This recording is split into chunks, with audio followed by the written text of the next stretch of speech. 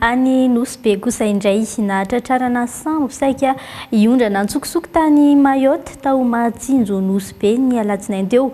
Mpiondrana antsokosoko miisa 13 no tratra tao anatin'ny sambo iray.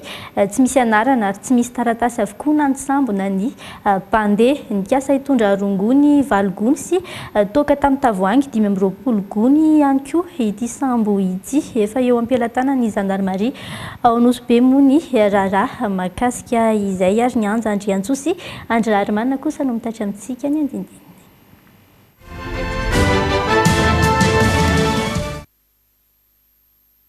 Sambo iray aingam-pandeha manana moteur matanjaka miisa 2 chevaux raha mitambatra. Efa vonona ihany koa ny mpandeha miisa 12 tao anatiny miaraka amin'ny mpikarakara ny sambo iray. Solika 30 bidon no efa vonona. Nikasa iainga iondrana antsokosoko tany Mayotte izy ireo ny alatsinainy alina teo no tratrin'ny zandary avy eo nosy be. Fanomezam-baovao avy amin'ny olona tsara sitrapo no nafahan'ny zandary nanakana ny fiangana izy ireo. Teo amin'ny torapasika ambanin'ny arbre sacré tao Matsinjo nosy be izy ireo no tratra. Raha natao ny fanadihadiana dia olona samy hafa avy amin'ny toerana maro eto Madagasikara ireo saika iondrana ireo.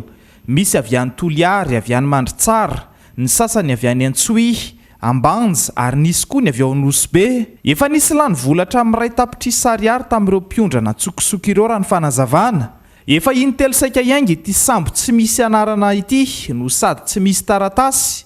Fa tsy feno hatrany ny fepetra fa misy olona miodiody foana hoy ireo mpiondrana antsokosoko na notaniana voatery ny janona trany.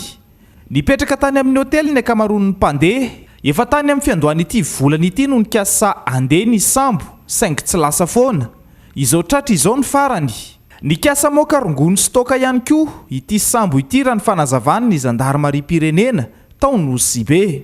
Toy ny enquête ka efa natao saisie ny vedette anankiray double moteur azy io ary tena aingam-pandeha satria 100 chevaux Yamaha 175 chevaux ny Suzuki izay miaraka taminy.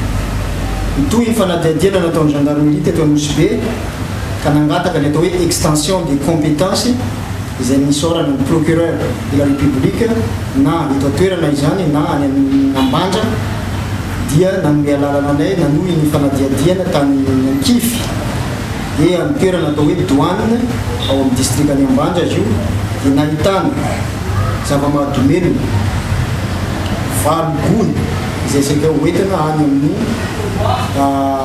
nosy Mayotte. Mbola atao koa 12 gony ny Rome sambo izay saika ampiarahana amin'ireto mpandeha antsokosoko ireto. Manentana trano ny mponina nosy be ny avy amin'ny gendarmerie any an-toerana ampita vaovao ara-potoana trano rehefa misy ny zavatra mampiaya hita eny anivon'ny fiarahamonina. Hoentitra ihany koa ny fanaraha-masony sisy tany ao nosy be ho hatrany ireo zandary amingorana ny fanondranana olona antsokosoko.